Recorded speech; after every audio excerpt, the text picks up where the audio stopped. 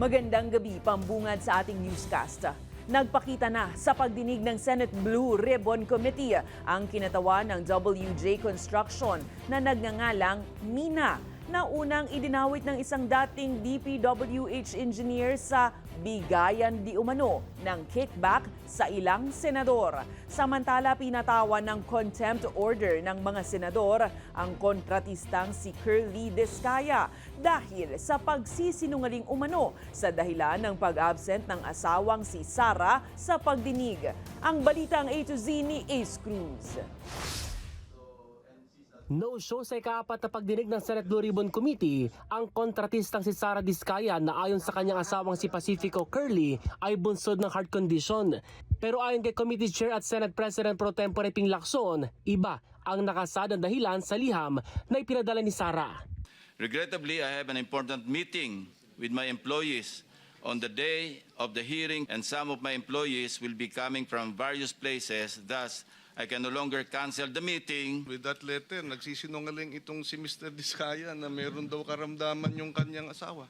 Binabastos mo kami, niloloko mo kami. Huwag mo kami lokohin.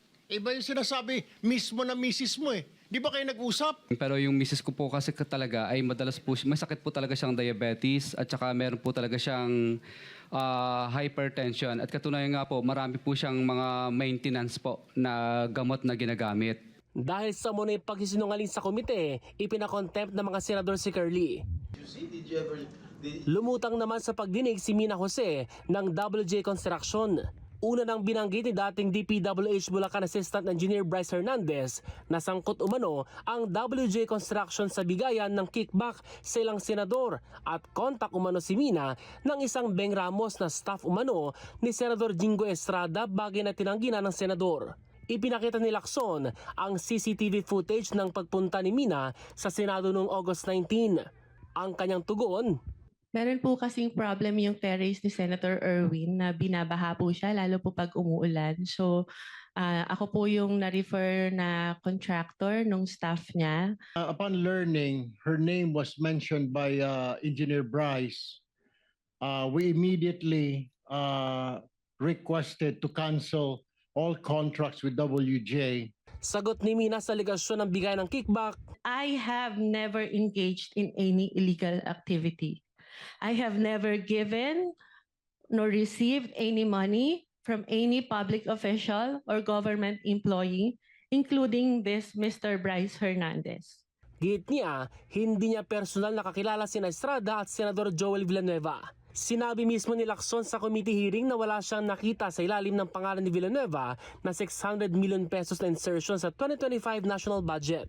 As para Senator Jinggoy, nakita namin talaga yung 7 items kasi item for item, chinek namin, nagtugma doon sa sinabi mo.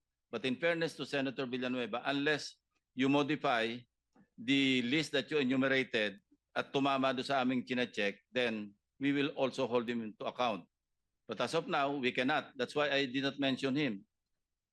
Yung 600 mo, mali eh. Mali yung description mo.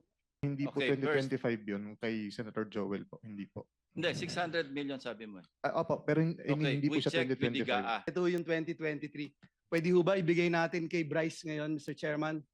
Hanapin niya po dito yung sinasabi niya doon sa House na nandito yung binabanggit niya na may flood control project si Joel Villanueva. Just to lend credence to the assertion of, I don't know if it's JP Mendoza or Bryce Hernandez. Indeed, meron talagang 600 million as described, as enumerated under the unprogrammed fund. Iginit din ni Villanueva na fabricated ang Viber messages na ipinakita ni Hernandez sa hearing ng Kamara kung saan nanghihingi umano si Villanueva ng proyekto at kickback. Ayon kay Villanueva, napakadali lang nitong pikein. 20 seconds, Mr. Chairman. Bukod po sa napakadaling magdoktor ng picture, inamin po ni Engineer Bryce na wala siyang personal knowledge sa mga mensaheng ito. Gate pa ni Villanueva, hindi biro ang pagkakadawit niya sa issue, lalo't nakaladkad din ang kanyang pamilya at simbahang kinabibilangan. Samantala, na-cite in contempt din ng mga senador ang dating DPWH Bulacan engineers na sina Henry Alcantara at JP Mendoza dahil sa pagiging ignorante nito sa mga anomalya sa kanilang hanay. Para sa Balitang A to Z, Ace Cruz.